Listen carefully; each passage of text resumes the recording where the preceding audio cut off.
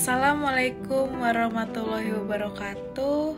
Shalom, Om Swastiastu, Namo Buddhaya, salam kebajikan.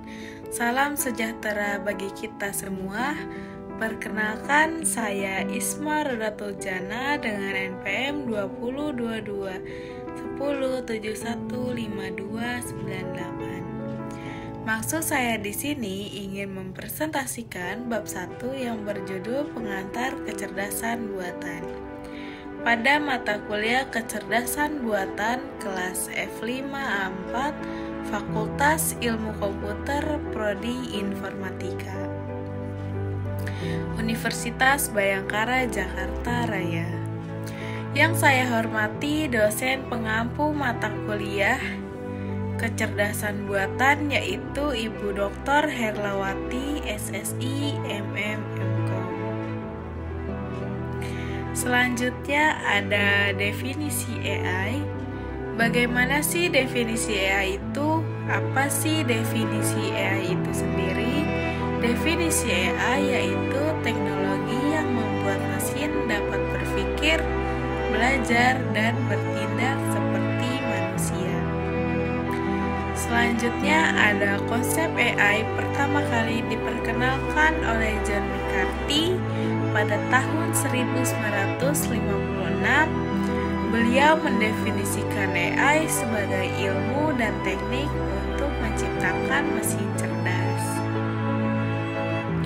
Selanjutnya ada AI menurut beberapa pakar. Yang pertama menurut John McCarthy pada tahun 1956, beliau mengatakan ilmu dan teknik untuk menciptakan mesin cerdas.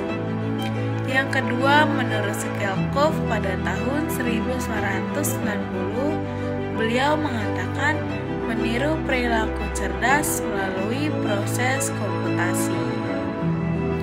Yang ketiga, menurut Rich and Knight pada tahun 1991, beliau mengatakan studi tentang membuat komputer melakukan tugas yang sebelumnya hanya bisa dilakukan oleh manusia. Yang keempat, menurut Luzer and Stabelfeld pada tahun 1993, beliau mengatakan cabang ilmu komputer untuk otomasi perilaku cerdas. Yang kelima, menurut Haig and Keen pada tahun 1996, beliau mengatakan teknologi untuk menangkap, memudahkan, dan menyimpan kecerdasan manusia untuk mendukung pengambilan keputusan. Selanjutnya ada cakupan kecerdasan buatan. Yang pertama ada machine learning. Bagaimana sih cakupan dari machine learning itu sendiri? Cakupan dari machine learning yaitu belajar dari data tanpa memprogram explicit. Yang kedua ada deep learning. Bagaimana sih cakupan dari deep learning itu sendiri? Cakupan dari deep learning itu sendiri yaitu menggunakan jaringan saraf tiruan dengan banyak lapisan. Yang ketiga ada natural language processing atau biasa disebut dengan NLP. Bagaimana sih cakupan dari NLP itu sendiri? Cakupan dari NLP itu sendiri yaitu memahami dan menghasilkan bahasa manusia. Selanjutnya ada contoh aplikasi praktis kecerdasan buatan. Yang pertama ada otomasi. Apa sih otomasi itu? Bagaimana sih contoh aplikasi dari otomasi itu sendiri? Yang pertama ada robot industri untuk merakit produk. Yang kedua ada kesehatan. Contoh dari kesehatan itu sendiri ada smartwatch untuk memantau kondisi kesehatan. Yang ketiga ada keuangan. Contoh dari keuangan itu sendiri yaitu robo advisor untuk saran investasi otomatis. Yang keempat ada transportasi. Contoh dari transportasi itu sendiri, optimasi rute dengan Google Maps.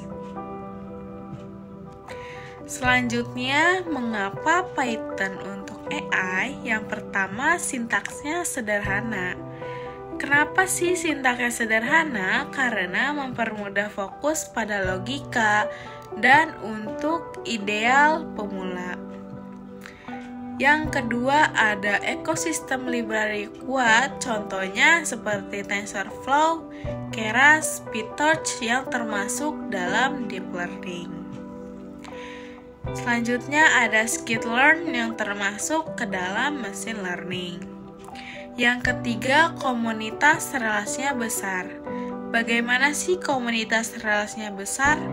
Yaitu banyak tutorial, forum dukungan, dan sumber daya tersedia. Yang keempat, fleksibilitasnya tinggi. Bagaimana sih fleksibilitasnya tinggi? Yaitu mudah diintegrasikan dengan bahasa lain dan lintas platform. Sekian presentasi dari bab 1 pengantar kecerdasan buatan. Kurang lebihnya mohon maaf apabila ada salah-salah kata. Wassalamualaikum warahmatullahi wabarakatuh. Terima kasih.